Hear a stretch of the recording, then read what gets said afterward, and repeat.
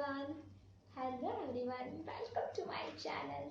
अभी जो अपन डिस्कशन में लेने वाले वो है इंटरप्रिटेशन ऑफ स्टैट्यूट्स। ये सीएस एग्जीक्यूटिव, सीए इंटर और सीए फाइनल तीनों के लिए इंपॉर्टेंट है ये चैप्टर, ठीक है। 50+ सब्सक्राइबर होने के लिए थैंक यू। आपने मेरे चैनल को सब्सक्राइब किया, यू विल गेट बेनिफिटेड। मैं नेक्स्ट अकाउंटिंग स्टैंडर्ड के लेक्चर्स, ऑडिट के जो भी लेक्चर्स है, मिसलेनियस चैप्टर्स के, सीए फाइनल के, वो सारे लेके आने की ट्राई करूँगी, ठीक है। अभी अपन आ जाते हैं इंटरप्रिटेशन ऑफ स्टैट्यूट्स में प्राइमरी रूल।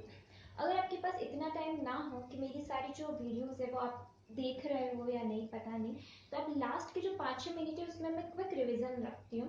तो अगर रिवाइज करना हो क्विकली तो सिर्फ लास्ट के 5-6 मिनट का वो आप हर लेक्चर में वीडियो देख सकते हो। और कॉर्पोरेट लॉ के सारे चैप्टर्स मैंने अपलोड कर लिए हैं। धीरे धीरे 2-3 चैप्टर्स हो रहे, फिर अपना अलाइड लॉ भी खत्म हो जाएगा। इसके बाद जो मैं लेके आने वो सेबी सेक्रा कंपटीशन एक्ट, ये लेके आऊंगी चैप्टर्स, ठीक है। अभी जाते हैं interpretation of statutes primary rule. और हाँ, वन थिंग इज हियर कि मेरे इसका में आईडीटी में एग्जाम्पशन है 66 और 64 मार्क्स है, तो मैं नेक्स्ट कोई एक वीडियो बनाऊंगी जिसमें मैं बताऊंगी कि इसका में कैसे प्रिपरेशन करनी है। अभी मैं सिर्फ एक बार बता देती हूँ कि इसका में रिटन प्रैक्टिस जरूर करनी चाहिए। और दूसरा जो अपना चैप्टर नंबर 2 इसका था, चैप्टर नंबर 2, चैप्टर नंबर 3, 5, 6 और 8, ये सारे जो चैप्टर्स है ये आपको मॉड्यूल से पढ़ना है। बाकी सारे चैप्टर आप समरी नोट्स वगैरह किसी रेफर करो या प्रैक्टिस मैनुअल रेफर करो, दैट्स ओके। बट 2, 3, 5, 6 और 8 चैप्टर मेरे हिसाब से मॉड्यूल से करनी चाहिए और रिटन प्रैक्टिस रखनी चाहिए, ठीक है। और डीटी के लिए मैं बोलूँगी कि जो मेन चैप्टर्स है अपने, जैसे पीजीबीपी है, जैसे अदर सोर्सेज वाला चैप्टर, असेसमेंट प्रोसीजर है, वो बहुत इंपॉर्टेंट है। उन चैप्टर्स पे ज़्यादा टाइम देना चाहिए, बाकी सारे चैप्टर्स को थोड़े कम टाइम में ख़त्म करना चाहिए। पोस्टिंग में अपने को प्रैक्टिस करनी होती है और आईडीटी में प्रोविजन और प्रैक्टिस दोनों, ठीक है। तो बिकॉज मेरा सेकेंड ग्रुप क्लियर है तो मैंने बता दिया। और सभी पूछ रहे थे कि थ्योरी सब्जेक्ट को कैसे पढ़ना है, तो उसके लिए एक अलग से वीडियो में लेके आऊँगी, ठीक है। कब वो पता नहीं, बट मैं लेकर ज़रूर आऊँगी, ठीक है। बात जाते हैं इंटरप्रिटेशन ऑफ स्टैट्यूट्स में प्राइमरी रूल, ठीक है। Rule of literal interpretation. देखो लिटरल इंटरप्रिटेशन में क्या होगा कि ऐसा अपन समझ लें कि जो नेचुरल मीनिंग है वो एकदम क्लियर है, कोई इसमें प्रॉब्लम नहीं है, या फिर जो construction of the act depends upon the clear meaning है, लैंग्वेज प्लेन है, और जो कोई एम्बिग्यूटी नहीं है उसको समझने में, किसी तरह की इनकंसिस्टेंसी नहीं है, ऑब्जेक्टिव क्लियर है। तो आप ग्रामेटिकल मीनिंग भी बोलते हैं इसको। लिटरल एड्रेस इसका क्या है, लेटिन नाम है, तो आप लेटिन नाम से भी इसको बोल सकते हो। इसमें एक केस डिस्कस कर लेते हैं ना, कभी ये पूछा भी नहीं जाता है वैसे जनरली। इसमें केस है Cemento cargo versus collector of central excise का केस है, जिसमें बोल रखा था कि सीमेंट की जगह एक लिम्को नाम का प्रोडक्ट है वो यूज करना है, ठीक है। तो वो सीमेंट का सब्स्टिट्यूट है, बट उसको ना तो सीमेंट जैसे एडवर्टीज किया है और नहीं उसको सीमेंट कहा गया है, तो आप सीमेंट को सीमेंट ही बोलोगे, लिम्को को सीमेंट नहीं बोलोगे। ये एक ऐसा केस था, ठीक है। अब आ जाते हैं rule of reasonable interpretation, that is important, इस पर अपन ध्यान देंगे। ये क्या है, लॉजिकल इंटरप्रिटेशन पे चलेगा ये। जब अपना लिटरल एजेंस जो है वो सही नहीं चल रहा है, ठीक है, उससे इंटरप्रिटेशन नहीं हो पा रहा है, उससे अपन ऐसे कि ऑब्जेक्टिव जो है वो फुलफिल नहीं हो रहा है, इंटेंशन ऑफ द लेजिस्लेचर अपने को पता नहीं चल रहा है, then we use the rule of reasonable interpretation. Last lecture में मुझे बहुत ज्यादा कंप्लेंट मिली थी कि वॉइस जो है वो क्लियर नहीं है। मैंने माइक ऑर्डर कर दिया है ऑनलाइन, तो वो थोड़े दिन में आ जाएगा, तब तक मैं ये अपना जो ब्लूटूथ ईयरफोन है वो यूज कर रही हूँ। लेट्स सी कि उससे आवाज कितनी क्लियर आती है। अब इसका जो लेटिन नाम है रीजनेबल इंटरप्रिटेशन क्या है, येट रेस मैजिस वैलिड काम पैरिट, इसका क्या है, लेटिन नाम है, ये भी लिखना पड़ेगा।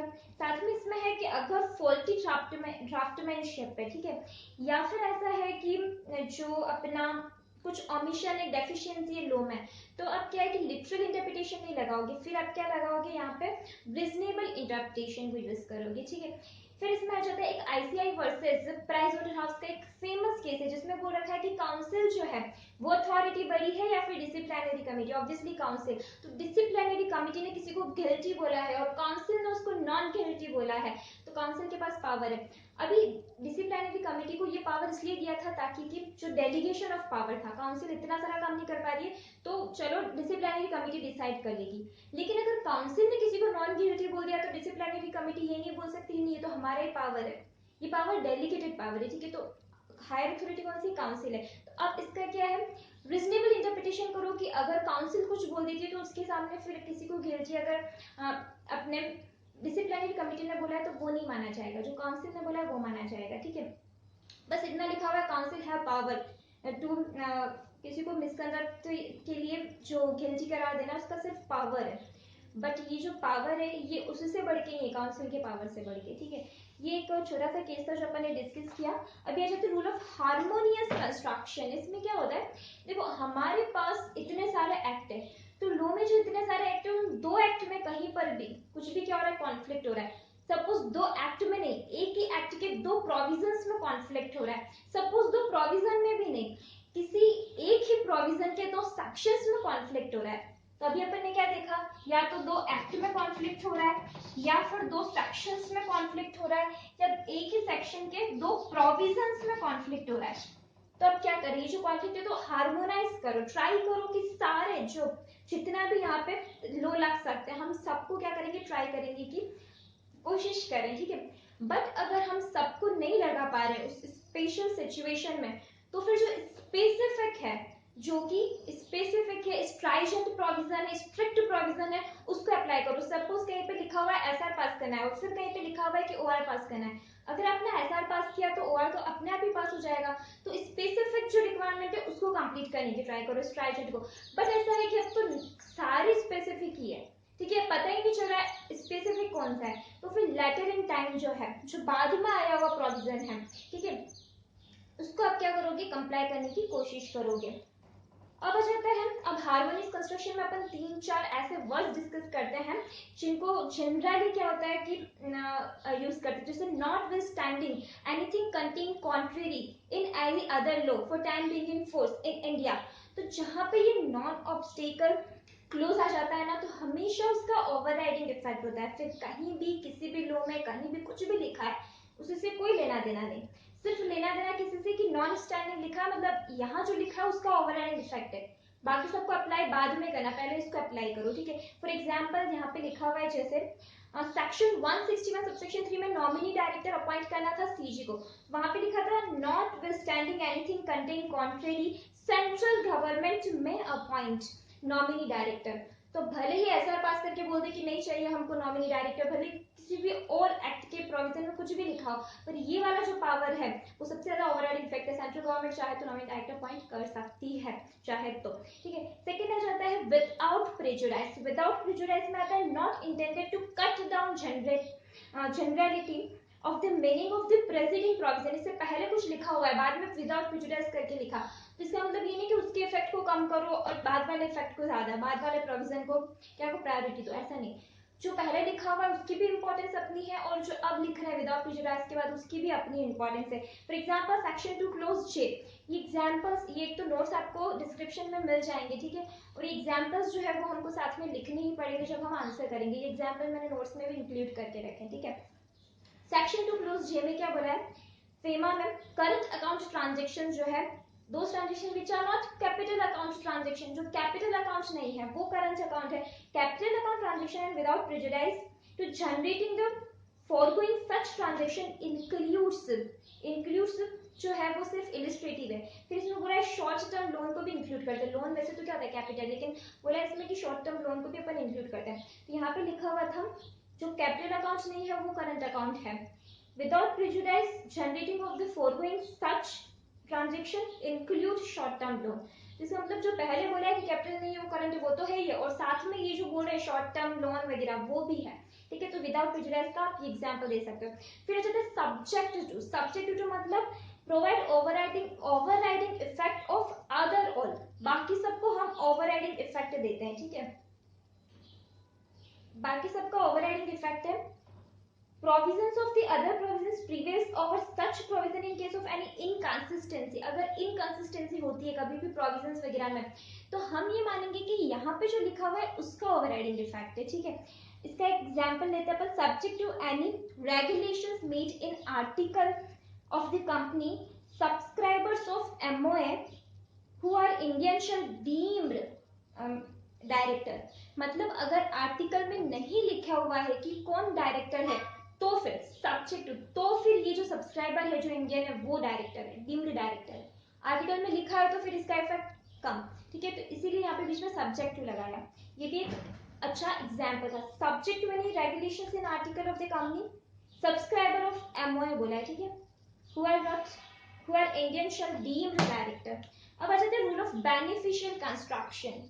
ये सारे प्राइमरी रूल चल रहे, जब भी अपने पास पूछेंगे तो फर्स्ट लाइन अपने को ये लिखना है कि ये इंटरप्रिटेशन का प्राइमरी रूल है। देन हम उनका अगर लेटी नाम है तो लेटी नाम लिख लेंगे और उसके बाद में हम उसकी डिटेलिंग लिखेंगे। अब इसको दो नाम और दिए, जब आपको हाइडेंस रूल पूछे या मिसचीफ रूल पूछे तो आप सेम यहाँ पे बेनिफिशियल कंस्ट्रक्शन वाला ही क्या करने वाले हो, डिटेलिंग करने वाले हो। तो यहाँ पे जब एक से ज्यादा मीनिंग होंगे, देखो एक मीनिंग होगा तो लिटरल इंटरप्रिटेशन खत्म, एक से ज्यादा होंगे तो रिजनेबल पे आए तो ये अपन यहाँ पे फिर हार्मोनियस पे, तो जब कॉन्फ्लिक्ट हुआ तब आए। और अब आगे अपन बेनिफिशियल कंस्ट्रक्शन पे। तो ये क्या होता है कि जैसे बेनिफिशियल कंस्ट्रक्शन तब लगता है जब पहले कोई लॉ बना हुआ था लेकिन उसमें जो डेफिशिएंसी है लॉ, उसमें कुछ डेफिशिएंसी है जो किसी पर्टिकुलर ऑफेंस की रेमेडी प्रोवाइड नहीं करती है, तो उसके लिए एक नया लॉ लेके आना या उसको उस तरह से इंटरप्रेट करो कि वो रेमेडी प्रोवाइड हो। फॉर एग्जाम्पल यहाँ पे एक केस भी है, स्ट्रीट ऑफेंस एक्ट है, ठीक है। तो उसमें लिखा हुआ था वॉकिंग थ्रू द स्ट्रीट, इसका मतलब होगा वॉकिंग इन स्ट्रीट। इसमें ऐसा था कि कुछ अनसोशल एलिमेंट्स, अनसोशल पर्संस, ठीक है, वो अपनी गली के, यहाँ पे लिखा है वॉकिंग थ्रू स्ट्रीट, तो गली के आसपास अगर घूमेंगे तो उनको ऑफेंस मानेंगे, तो उनको गिल्टी करार देंगे, ऐसा नहीं होगा। तो फिर वो लोग क्या बोलेंगे कि हम गली के अंदर तो आराम से घूम सकते हैं लेकिन गली के आसपास घूमने, थ्रू द स्ट्रीट बोला है ना, तो यहाँ पे इंटरप्रिटेशन किस तरह से करना पड़ेगा, जैसे लिखा हुआ है वैसे नहीं, इसमें किस वजह से ये एक्ट बना है, what was the law before making this act, then what was the mischief जो डिटेक्ट नहीं हो पा रही थी उस लॉ से, then remedy provided by the law, क्या रेमेडी प्रोवाइड की इस लॉ में, then reasons for the remedy. तो यहाँ पे लिखा what was the law before making this act, then what was the mischief defect which did not provide by that law, remedy provided by this law and then reasons for the remedy. फिर जाता है code जो होगा वो dictionary meaning से मतलब dictionary meaning के आगे जाएगा, ठीक है। एक ब्रॉड इंटेंशन से सोचेगा जब कोड सोचेगा तब, ठीक है। एंड वो ऐसा मीनिंग देगा जिससे advance the remedy and suppress the मिसचिफ, जिससे क्या हो, रेमेडी मिले। और इसमें इसका एक्सटेंडेड मीनिंग लिया जाएगा। ऑब्जेक्ट क्या है इसका, पब्लिक सेफ्टी का ऑब्जेक्ट है। मिसचिफ रूल जब लगाएंगे तो कोर्ट किस बारे में सोचेगा, पब्लिक सेफ्टी के बारे में। और जहां पे भी पैनल इंस्टीट्यूट होते हैं ना, पेनल्टी यानी सीआरपीसी, सीपीसी, आप जब देखोगे criminal law, civil procedure code, ये सारे जो है ना इसमें स्पेशली मिसचिफ रूल लगाया जाता है कोर्ट के द्वारा, जब कोर्ट के पास केस आता है तब, ठीक है, एक्सटेंडेड मीनिंग लिया जाता है। हेमराज गोवर्धन दास वर्सेस एच.एच. दवे का केस है जिसमें बोला है कि फिस्कल लॉ जो है उसमें आप ये मत लगाना मिसचिफ रूल। क्यों बोलते हैं कि एग्जाम्पशन की लिस्ट दे रखी है और कुछ एग्जाम्पशन का नहीं दे रखा है, तो हम उसको भी बोल देते हैं कि इंटेंशन था लॉ का कि इसको एग्जाम्प्ट करें। अगर ऐसा नहीं है कि लॉ का इंटेंशन था कि इस गुड्स को भी एग्जाम्प्ट करें, तो फिस्कल लॉ में कभी भी एक्सटेंडेड मीनिंग मत लगा देना इधर, ऐसा बोला इसमें, ठीक है। यहाँ पे है normally apply, normally not apply on fiscal law, cannot say that supposed intention to exempt the goods by the authority, हाँ ऐसा मत बोलना। फिर आ जाता है shall और must। मैं थोड़ा फास्ट इसलिए लेती हूँ क्योंकि एक तो वैसे भी ये ज्यादा ही बड़ा होने वाला है और दूसरा स्पीड में लेना इसलिए जरूरी क्योंकि मुझे एक शॉर्ट ड्यूरेशन में फटाफट खत्म करना होता है अगर आपको रिवाइज करना है तो। shall और may, shall और must। अभी यहाँ पे एक बहुत अच्छी चीज लिखी है, हाँ अपन अब आ गए हैं किस पे, rule of exceptional construction. Exceptional मतलब क्या होगा, कॉमन सेंस लगाओ, कॉमन सेंस रूल। जैसे मे कहीं पे लिखा हुआ है लो में और एक कहीं पे लिखा हुआ है क्या, मे लिखा हुआ है और दूसरा लिखा हुआ है शेल, तो आप गवर्नमेंट को बोलोगे गवर्नमेंट शुड डू, गवर्नमेंट को शेल नहीं बोल सकते। और मे मतलब कि अगर आप गलती करोगे तो भी आपको हो सकता है कि पेनलाइज करे, तो पेनाल्टी वाले जो एक्ट है उसमें आप मैं नहीं बोलोगे।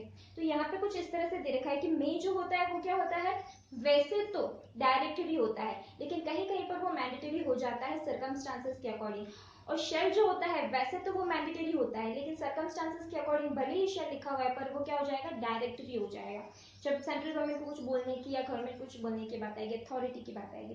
तो यहाँ पे देखो क्या लिखा हुआ है, एंड मतलब क्यूमुलेटिव और मतलब कंजक्टिव। अगर लिटरल मीनिंग जो है, लिटरल मीनिंग इलॉजिकल हो जाता है तो ही आप इस मीनिंग पे जाओगे जो कॉमन सेंस वाला मीनिंग होगा उस पे, ठीक है। डायरेक्टरी फोर्स किसका होता है, मे का, लेकिन डिस्क्रिशन, अगर कोई डिस्क्रिशन है कपल्ड विद ऑब्लिगेशन है, जब आपके ऊपर लाइबिलिटी आ गई है तो वो मे क्या बन जाता है, शैल में कन्वर्ट हो जाता है। रेमेडी एडवांस मिसचीफ सप्रेस्ड, अगर ऐसा है तो भी आपका जो मे है वो शैल बन जाएगा, ठीक है। अगर material danger on public safety है, ठीक है, मटेरियल डेंजर टू पब्लिक है तो ऑब्वियसली पेनल्टी आपके ऊपर लग जाएगी। तो यहाँ पे अगर मे भी लिखा हुआ होगा ना तो भी उसको शैल की तरह से पढ़ना, ठीक है, मे बिकम शैल। अब जैसे एक क्वेश्चन अपन एक केस डिस्कस करते हैं, Nagendra Rao versus state of Andhra Pradesh के केस में बोला था कि कस्टम अथॉरिटी के पास कुछ गुड्स पड़ा हुआ है जो पेरिशेबल नेचर का है, कस्टम अथॉरिटी में डिस्पोज ऑफ, तो अब यहाँ पे मे लिखा हुआ है लेकिन अगर वो पेरिशेबल नेचर का है, अगर कस्टम अथॉरिटी ने टाइमली उसको डिस्पोज ऑफ या सेल नहीं किया तो वो कुछ खराब हो जाएगा, ठीक है। तो यहाँ पे जो मे लिखा हुआ है उसका मतलब क्या हो जाएगा, शैल हो जाएगा, वैसे शैल हो जाएगा अगर इंटेंशनल देखे लो का तो, ठीक है। फिर आ जाता है सबस्टेंशियल कंप्लायंसेस, किसका करना जरूरी होता है, डायरेक्टरी, डायरेक्टरी प्रोविजंस कुछ है तो आप लगभग कंप्लाई करोगे चलेगा, लेकिन अगर मैंडेटरी तो स्ट्रिक्टली ऑब्जर्व्ड, मतलब आपको यहाँ पे बोल रखा है obeys letter and spirit, letter and spirit मतलब वर्ड टू वर्ड आपको उसको क्या करना है, ओबे करना ही है। देन इसमें आ जाता है lapse of the mandatory provisions can not condemned, मतलब आपको क्षमा नहीं दी जाएगी अगर आपने किसी भी मैंडेटरी प्रोविजन का क्या किया है, कंप्लायंस नहीं किया है उसको। अभी सपोज यहाँ पे अगर कोई मैंडेटरी प्रोविजन जो है वो आप अगर कंप्लाई नहीं करते हो तो आपने जो काम किया ना उसको इनवैलिड मान देंगे, लेकिन क्या होगा कि अगर कोई डायरेक्टरी प्रोविजन है ऐसा आपको करना चाहिए वो आपने नहीं किया तो आपके काम को इनवैलिड नहीं मानेंगे, बल्कि क्या हो जाएगा कि आपके ऊपर अदर कॉन्सिक्वेंसेस लग सकते हैं, दूसरे कॉन्सिक्वेंसेस लग सकते हैं।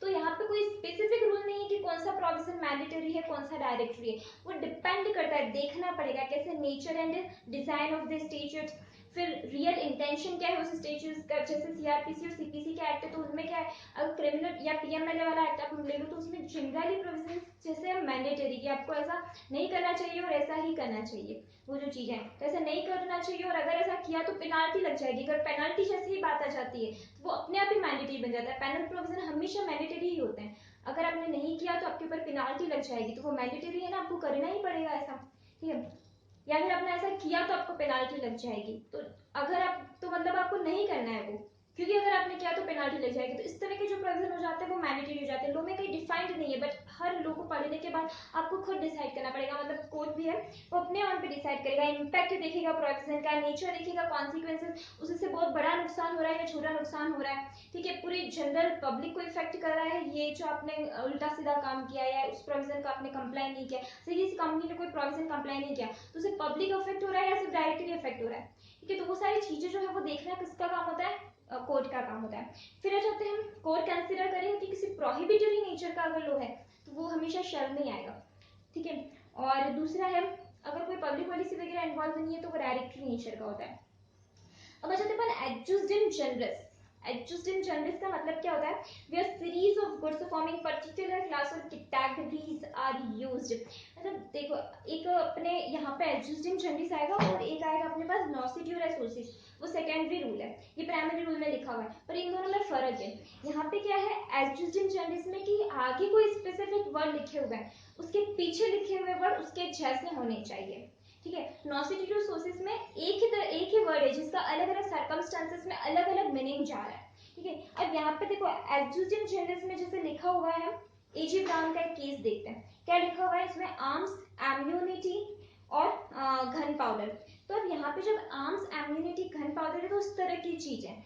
अभी रॉयल हचबीज का केस है लाइव स्टॉक एनिमल्स, तो उसमें क्या आप चिक बर्ड्स को इंक्लूड कर दोगे क्या, नहीं, ऑब्वियसली, क्योंकि यहाँ पे लाइव स्टॉक एनिमल्स लिखा हुआ है, ठीक है। तो अपने आप ही जो आगे वाले वर्ड्स हैं, जनरल वर्ड्स जो होगा follow the specific words that their colour, ठीक है। अब जैसे पेट एनिमल्स लिखा हुआ है, तो पेट एनिमल्स में पीछे आप जाके कोई लाइन वगैरह नहीं लिख लोगे। पेट एनिमल्स में क्या हो सकता है, डॉग, कैट, एक्सेट्रा एक्सेट्रा, ठीक है।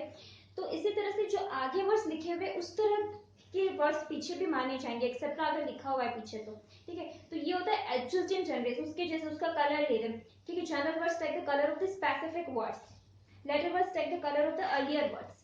अब आ जाते हैं सेकेंडरी रूल ऑफ इंटरप्रिटेशन पे। सेकेंडरी रूल में पहला है एक्सप्रेस योर यूनिस इस्ट एक्सक्लूज योर ऑल्टरिस्ट। नाम तो याद रखना है, मुश्किल है, पर नाम आपको एग्जाम में मिलेगा, आपको सिर्फ उसके बारे में बताना पड़ेगा, और ये भी एग्जाम में पूछे जाते हैं, ये मत समझना नहीं पूछे जाते हैं, ठीक है। तो एक्सक्लूज योर यूनिस इस्ट एक्सक्लूज योर ऑल्टरिस्ट मतलब कि अगर कोई चीज को इंक्लूड कर दिया है, ठीक है, तो एक्सप्रेसली दूसरी चीज को एक्सक्लूड किया गया है। फॉर एग्जाम्पल, ये एग्जाम्पल्स इसमें मैंने लिख रखे हैं और आपको एग्जाम में भी लिखना है, ठीक है।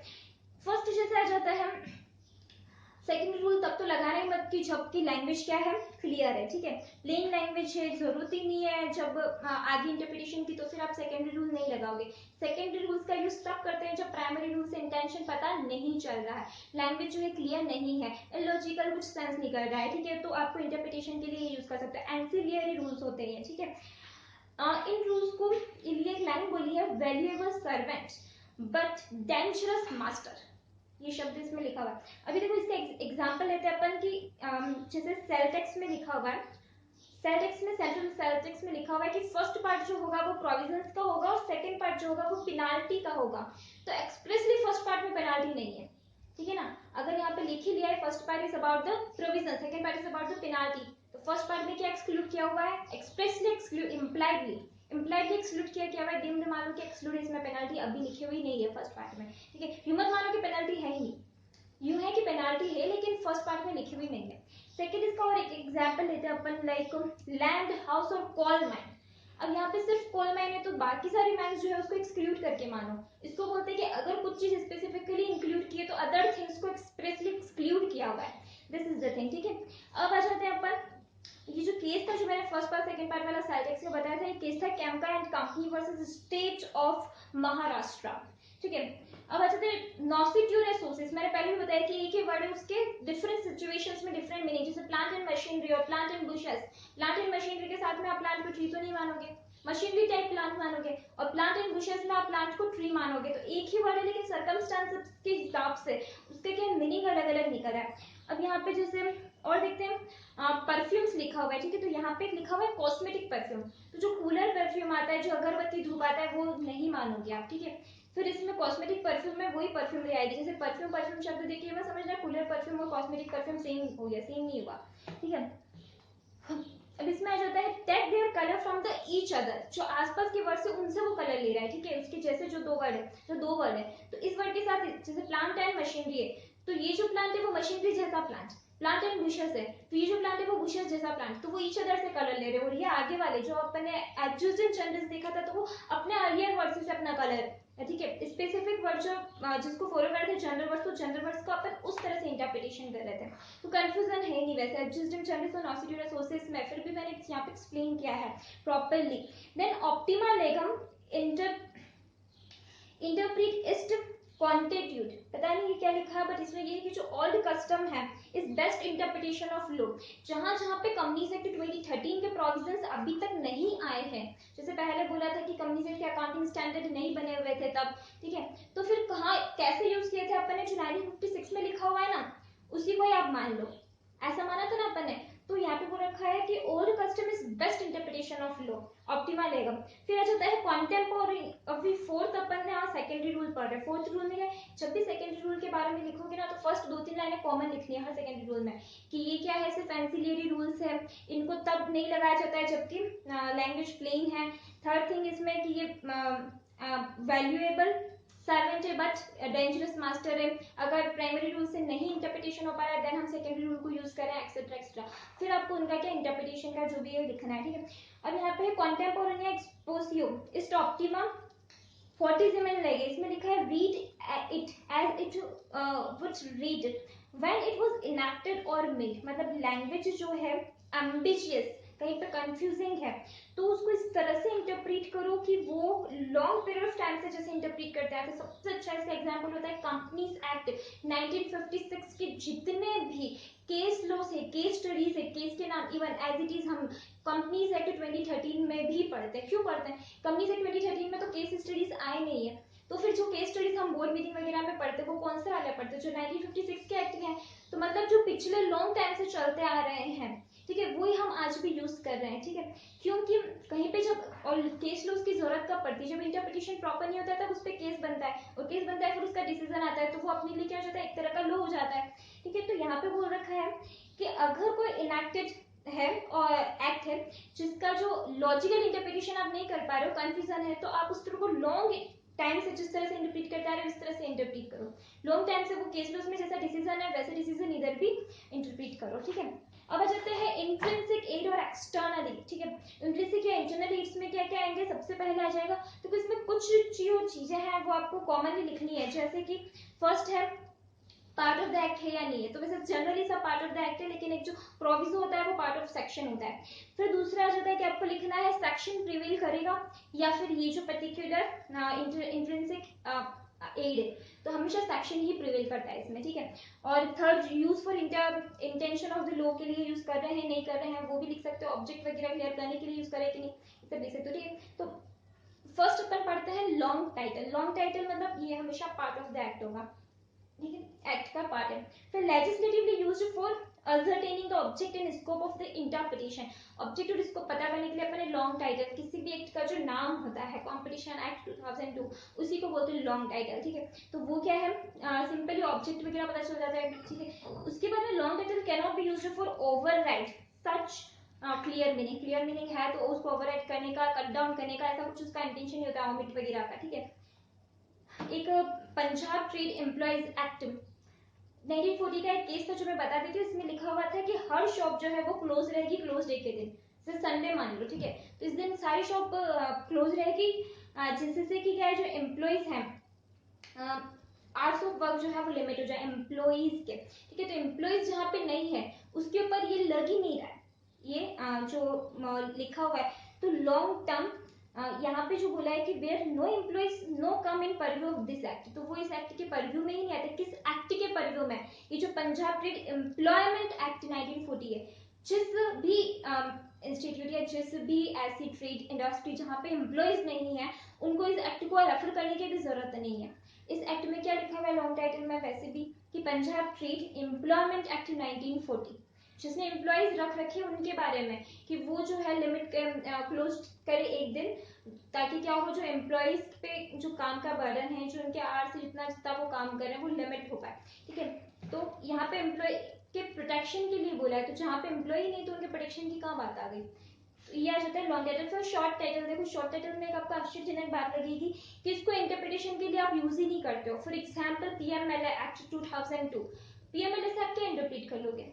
सरफाइजी एक्ट, पूरा नाम जब सरफाइजी का लिखोगे, प्रिवेंशन ऑफ मनी लॉन्ड्रिंग, ये शब्द बोला तो ये लॉन्ग टाइटल था, तब पता चला कि इस एक्ट में क्या है, इसका ऑब्जेक्ट क्या है, प्रिवेंट करना है मनी लॉन्ड्रिंग को, ठीक है। पर आपने बोला पीएमएल एक्ट 2002, तो ये शॉर्ट टाइटल, ये इंटरप्रिटेशन के लिए यूज ही नहीं होगा, ठीक है। यहाँ पे भी ये लिखा है इंटरप्रिटेशन के लिए आप यूज नहीं करोगे, निकनेम होता है, ठीक है। फिर आ जाता है यहाँ पर प्रियम्बल, जो बहुत बार पूछा जाता है। प्रियम्बल सिर्फ इंटरप्रिटेशन के लिए तब यूज करोगे जबकि लॉन्ग टाइटल जो है उससे आपका ऑब्जेक्टिव जो है वो पता नहीं चल रहा है, क्लियर नहीं हो पा रहा है, then only you use this preambles, ठीक है। प्रियम्बल्स इस तरह से समरी होता है, जो सबसे पहले स्टेटमेंट देते हैं ना किसी भी एक्ट के बाद में 4-5 लाइनों में एक इंट्रोडक्शन देते हैं, उसको प्रियम्बल बोलते हैं, ठीक है।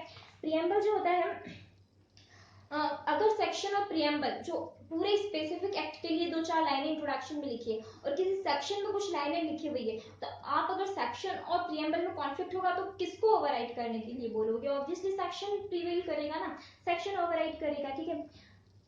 और यहाँ पे लिख रखा होता है स्कोप क्या, ऑब्जेक्ट क्या है, रीजन क्या है, समरी वगैरह। प्रियम्बल के बाद में जो है heading and title of chapter, जैसे आपने चैप्टर बोला है ना, तो अकाउंट्स ऑफ कंपनी ये एक चैप्टर का टाइटल है, ये चैप्टर की हेडिंग है। तो वो उस पर्टिकुलर चैप्टर में क्या लिखा है, उस पर्टिकुलर चैप्टर में नंबर ऑफ सेक्शंस होते हैं, तो उन सब के बारे में बताने के लिए एक चैप्टर को हेडिंग देते हैं। एक तो पूरे एक्ट को हेडिंग दी, कंपनीज एक्ट, उसके बाद में उस चैप्टर को हेडिंग दिया अपन ने, ठीक है। Dividend declaration, declaration and payment of dividend. Particular अगर किसी चैप्टर को हेडिंग दी है तो वो उस चैप्टर के बारे में बताता है, उसमें कितने सेक्शन है, क्या बोला हुआ है, ठीक है। Heading can not restrict clear meaning, clear meaning को रेस्ट्रिक्ट नहीं करती, ऑमिट नहीं करती, ठीक है। अब सबसे इंपॉर्टेंट बात जो आपको लगेगी ना, किसमें, हेडिंग में और एक मार्जिनल नोट्स में, याद रखना ये बात कि यहाँ पे क्या लिखा हुआ है कि जो कोट है, अब इसमें कोट के दो व्यू है। पहला कोट का व्यू है कि इसको इंटरप्रिटेशन के लिए यूज करेंगे, की ऑफ इंटरप्रिटेशन, और दूसरा कोर्ट का जो है डिसीजन आया है, वो लोग ये बोलते हैं कि इसको जो है इंटरप्रिटेशन के लिए यूज नहीं करेंगे। तो एक तो क्या बोलते हैं कि अगर कोई एम्बिग्यूटी है, कोई कॉन्फ्यूजन है, तो आप यूज कर सकते हो, किसको, हेडिंग एंड टाइटल को इंटरप्रिटेशन के लिए। और दूसरा बोलता है कि इंटरप्रिटेशन के लिए यूज की ऑफ इंटरप्रिटेशन, मतलब इंटरप्रिटेशन के लिए बहुत इंपॉर्टेंट है ये heading and title of the chapter.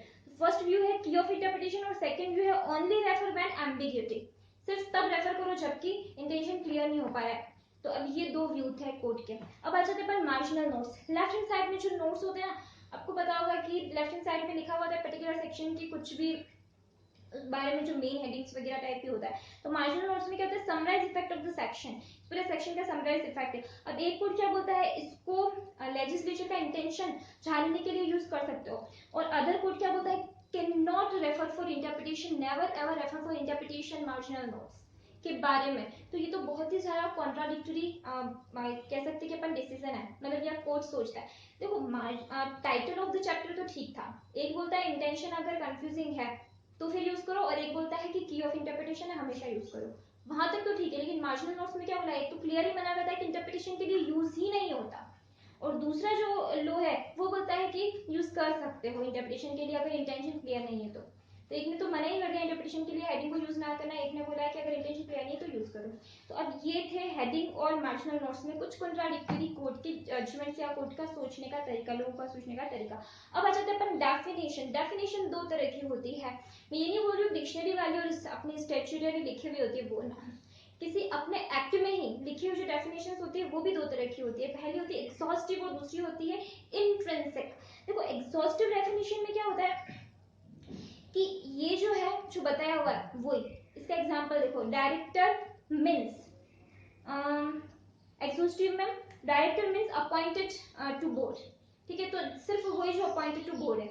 और दूसरा एक inclusive definition, director includes whole time director, whole time तो है, साथ में जो डायरेक्टर है वो भी है। तो दो तरह के होते हैं, एग्जॉस्टिव और इंक्लूसिव, ठीक है। अब यहाँ पे जब किसी स्टेट्यूट में, ये जब किसी स्टेट्यूट में दे रखी डेफिनेशन, तो वो पर्टिकुलर पूरे स्टेट्यूट में वही डेफिनेशन उस वर्ड के लिए यूज करना, ठीक है। और इससे क्या होता है कि जो शॉर्टन लैंग्वेज होती है वो यूज कर लेते हैं, रिपीटेटिव नेचर और रिपीटेशन को अवॉइड करना, एंड की एंड प्रॉपर इंटरप्रिटेशन के लिए डेफिनेशंस हर एक्ट में सेक्शन 2 में दी हुई होती है। अब बताते हैं इलस्ट्रेशन, किसी किसी एक्ट में इलस्ट्रेशंस दिए हुए होते हैं, वो क्या करते हैं, क्लैरिफाई करने के लिए स्कोप को, इंटेंशन को क्लैरिफाई करने के लिए, ठीक है। कोई कॉन्फ्लिक्ट होता है सेक्शन और इलस्ट्रेशन में तो सेक्शन प्रिवेल करेगा। पार्ट ऑफ स्टेट्यूट होता है, इलस्ट्रेशन भी पार्ट ऑफ स्टेट्यूट होता है। Illustration do not form part of section, section का पार्ट नहीं होता है, स्टेट्यूट का पार्ट होता है। अब इसमें एक जैसे सपोज इंडियन कॉन्ट्रैक्ट एक्ट में लिख रखा था creditor entitled to receive money with interest, तो जो डैमेजेस वगैरह है, मनी विद इंटरेस्ट लिखा ना, तो डैमेजेस वगैरह उसको अपने आप से इसमें ऐड मत कर देना कि damages is equal to interest, damages interest नहीं है। या फिर एक और इसमें एग्जांपल कहीं दे रखा है, जैसे एक्स जो है, ठीक है, उसने अपने सन को, एक्स जो है उसके पास में 3 फार्म हाउस है, ठीक है, एक्स के पास में ABC 3 फार्म हाउस है, ठीक है। उसने अपने सन को A और B फार्म हाउस जो थे वो गिफ्ट किए, और उस सन ने क्या किया, AB फार्म हाउस की जगह C फार्म हाउस को किसी और को बेच दिया। तो अब इसमें ऐसा लिख रखा है कि लीगल रिप्रेजेंटेटिव है वो भी, तो फाइनली कभी ना कभी तो वो जो थर्ड फार्म हाउस है वो भी उसी का हो जाना है। तो अगर उसने बेच दिया तो कुछ गलत नहीं किया। तो इस तरह का अगर कोई भी रजिस्ट्रेशन दे रखा है तो वो क्या है, क्लैरिफाई करने के लिए, ठीक है, लॉ में जो लिखा हुआ है उसको। अब आ जाते हैं अपन प्रोविजो के ऊपर। प्रोविजो प्रोविजन का यानी सेक्शन का पार्ट है, प्रोविजो अपवाद, एक्सेप्शन विच इज एवरीवेयर। यहाँ पे क्या है, क्वालिफाइज। एक बात बताती हूँ, मैं जब भी टेलीग्राम पे कोई भी मुझे पूछता है तो फर्स्ट ये पूछता है कि फ्रॉम वेयर यू आर, तो सबका एक्सपेक्टेशन होता है या तो दिल्ली या बॉम्बे या पुणे या फिर चेन्नई या फिर बेंगलुरु से मैं बोलने आ रही हूँ। बट आई एक्सप्लेन यार कि मैं उदयपुर सिटी से हूँ। उदयपुर सुनते वाव वाला जो एक्सप्रेशन आता है, lack of city of lax, ठीक है। तो वहां से मैं हूँ राजस्थान उदयपुर से, ठीक है। तो अब ये क्वेश्चन जो है वो बार बार पूछते, तो मैंने सोचा कि मैं भी बता देती हूँ, क्योंकि उदयपुर से एक्सेप्शनली कोई होता है जो यूट्यूबर होता है, बाकी ज्यादातर सब दिल्ली बॉम्बे यही सोचते हैं कि पुणे से कोई यूट्यूबर होगा, ठीक है। तो इसीलिए मैंने आज सोचा मैं एक बार बोल ही देती हूँ। अब यहाँ पे रहता है प्रोविजो। प्रोविजो में पार्ट ऑफ मेन सेक्शन, ये क्या होता है सेक्शन का, हम प्रोविजन क्या होता है, प्रोविजंस का जो है अपवाद, ठीक है। तो इसमें आ जाता है ऑब्जेक्ट इन, यहाँ पे इसका प्रोविजो का मेन काम क्या है कि वो इम्पोज करता है कंडीशन, लिमिट करता है स्कोप को। कुछ चीजें जैसे इस सेक्शन में कुछ लिखा हुआ है लेकिन कुछ ऐसी चीजें जिन पे ये सेक्शन अप्लाई नहीं करता, ठीक है, तो वो हो जाता है प्रोविजो। एक्सप्लेनेटरी रियल इंटेंशन, कुछ रियल इंटेंशन को बताता है और साथ में क्वेरीफाई करता है किसी भी चीज को, part of the main section होता है, ठीक है। फिर आ जाता है एक्सप्लेनेशन, क्लैरिफिकेशन के लिए कहीं पे भी एक्सप्लेनेशन दिया होगा कि अगर कहीं पे सीधा लो में समझ भी नहीं आएगा तो बाद में एक्सप्लेनेशन निकालते बढ़ेंगे कि इसका ये मतलब है। अगर हर लोग अपना अपना इंटरप्रिटेशन लगाने लगेंगे ना उस लो पे, तब जाके फिर ऐसा कोई क्लैरिफिकेशन आता है। फिर आता है schedule, appendix of the end of the act. Schedule में पार्ट ऑफ द एक्ट होता है, रिमूव करता है जो भी एम्बिग्यूटी है, मतलब जो भी कंफ्यूजन वगैरह है, कॉन्फ्लिक्ट अगर हो जाता है किसमें, सेक्शन में, स्केड्यूल में और सेक्शन में, तो कौन प्रिवेल करेगा, सेक्शन प्रिवेल करेगा, ठीक है। रियल स्टेचुअर ऐसे हो, ठीक है, रियल स्टेचुअर ऐसे हो, कुछ भी नहीं है इसमें। अब आ जाते हैं अपन एक्सटर्नल लिंक्स पे। अब यहाँ पे ये लाइन लिखी हुई है, helpful only when words are not clear, और सिर्फ लिमिटेड पर्पस के लिए आप एक्सटर्नल एड्स को यूज करोगे। एक्सटर्नल एड्स में आ जाता है जैसे कुछ हिस्टोरिकल फैक्ट है, हिस्टोरिकल फैक्ट, पार्लियामेंट्री फैक्ट जो कि कभी किसी जमाने में उसको यूज किया हुआ था, ठीक है। तो पार्लियामेंट्री हिस्ट्री है, हिस्टोरिकल फैक्ट्स है, सर्कमस्टांसेस है, report of the expert committee है, किसी की कहीं की रिपोर्ट है बाहर के। अब देखो ये एक्ट के अंदर कहीं नहीं है, पर एक्ट पता नहीं चल रहा अपने को, ठीक है। तो इसलिए अपन लिमिटेड पर्पस के लिए बाहर से कुछ चीज यूज करें जिससे अपने को इंटरप्रिटेशन का सही पता चले कि इसका क्या एग्जैक्ट इंटरप्रिटेशन हो रहा है। कभी कभी आप डिक्शनरी मीनिंग को भी यूज करते हो ना, किसी एक्ट के अंदर कुछ लिखा हुआ नहीं समझ आ रहा है तो वो कभी कभी लिमिटेड पर्पस के लिए जहाँ पे स्पेसिफिक डेफिनेशन नहीं है तो डिक्शनरी डेफिनेशन भी यूज कर सकते हो, ठीक है। तो जुडिशियल प्रोनाउंसमेंट, और सबसे इंपॉर्टेंट जुडिशियल प्रोनाउंसमेंट, जैसे फॉरेन कंट्री में कोई इसी पर्टिकुलर केस के ऊपर डिसीजन आया हुआ है तो क्या वो रेफर कर सकते हैं। अगर इंडिया में कभी वो काम नहीं हुआ, इंडिया में कभी कोई केस बना नहीं, इंडिया में कभी कोई डिसीजन आया नहीं, और अगर फॉरेन में डिसीजन है तो इंडियन कोर्ट उसको रेफर कर सकता है, इसमें कोई बुराई तो है नहीं, ठीक है। तो लिमिटेड पर्पस के लिए आप हिस्टोरिकल फैक्ट, आप चाहे तो डिक्शनरी मीनिंग, आप चाहे तो फॉरेन जो भी जुडिशियल एम्पायर है उनको भी आप यूज कर सकते हो, ठीक है। फिर आ जाता है सबसे लास्ट पॉइंट अपना क्या है, interpretation of deeds and documents. 40 minutes होने वाले हैं। अब अपने को इंटरप्रेट करना है इसको, डीड्स और डॉक्यूमेंट्स को, तो कैसे इंटरप्रेट करेंगे। सबसे पहले तो ये सोचो कि वो जो लिखा है वो किसी ऑर्डिनरी पर्सन ने लिखा है या एक्सपर्ट ने लिखा है। ऑर्डिनरी पर्सन मतलब जो लेमन है, यहाँ पे कोई भी अगर अपने को मिल जाए, बीकॉम बैचलर वगैरह है, ठीक है, उसने लिखा है, या फिर किसी एक्सपर्ट यानी किसी एडवोकेट ने लिखा है, किसी सीए प्रोफेशनल ने लिखा है। तो सबसे पहले वो देखेंगे, अगर कोर्ट जो है वो किसी डीड को पढ़ रहा है तो वो अगर सबसे पहले ये देखेगा कि वो जो कॉन्ट्ररी पार्टी है अगर कोई है तो वो कॉन्ट्ररी पार्टी के पॉइंट ऑफ व्यू से उसको इंटरप्रेट करने की कोशिश करेगा, डीड्स और डॉक्यूमेंट्स को, ठीक है। उसके अलावा जो डॉक्यूमेंट्स वगैरह है वो अगर सेम सिचुएशन है तो एक ही जजमेंट रखना, और अगर किसी भी डॉक्यूमेंट में एक चीज को एक जगह लिखा है तो सब जगह उसका वही मतलब है, ठीक है। उसको एज ए होल पढ़ने की कोशिश करना, read as a whole, particular किसी एक पार्ट पे अपन उलझ नहीं जाए, ठीक है। और उसका पर्टिकुलर पूरे एक पार्ट पे क्या लग रहा है उससे नहीं, पूरा ऑब्जेक्टिव क्या उसको लिखने का, क्या इंटेंशन उसको लिखने का, क्या सर्कमस्टांसेस में वो डील लिखा गया है, वो डॉक्यूमेंट लिखा गया है, किस ऑब्जेक्टिव से लिखा गया है, वो सब जानना जरूरी है, ठीक है। और same meaning through out the, और अगर यहाँ पे किसी पार्टी ने सब्सिक्वेंटली कोई एक्ट किया है तो वो वैसे इररिलेवेंट होता है, लेकिन अगर डीड में ही कोई एम्बिग्यूटी है, कोई कंफ्यूजन है, तो फिर क्या सब्सिक्वेंट एक्ट जो है उसका आप रेफर कर सकते हो इंटरप्रिटेशन ऑफ डीड के लिए, ठीक है। तो ये सारा जो था वो लिखा हुआ था, rule of interpretation of deeds and documents. अब वैसे भी 38 मिनट्स की वीडियो हो गई तो आई डोंट थिंक सो कि अब मुझे इसका रिविजन लेना चाहिए, बट फटाफट से एक बार बता देती हूँ। प्राइमरी में क्या क्या पढ़े थे अपन ने, रूल ऑफ, एक तो लिटरल इंटरप्रिटेशन, फिर reasonable interpretation, harmonious construction, beneficial construction, exceptional construction जिसमें मेयो शेयर देखा था, फिर एडजुसेंट जनरस, फिर सेकंड रूल में देखा था अपने एक्सक्लूसिव यूनिसिस्ट, एक्सक्लूसिव नॉसिक्यूरस सोर्सेस, ऑप्टिमा लेगम और कॉन्टेम्पोरेनिया एक्सक्लूसिव। फिर इंटरनल रेट्स में देखा था long title, short title, preambles, headings, titles, definitions, illustrations, explanations और प्रोविजो और स्केड्यूल। फिर एक्सटर्नल इसमें दिखा था historical setting, documents, dictionary definitions और जुडिशियल इम्पास। और फाइनली अपन ने देखा था interpretation of deeds and documents. Thank you very much.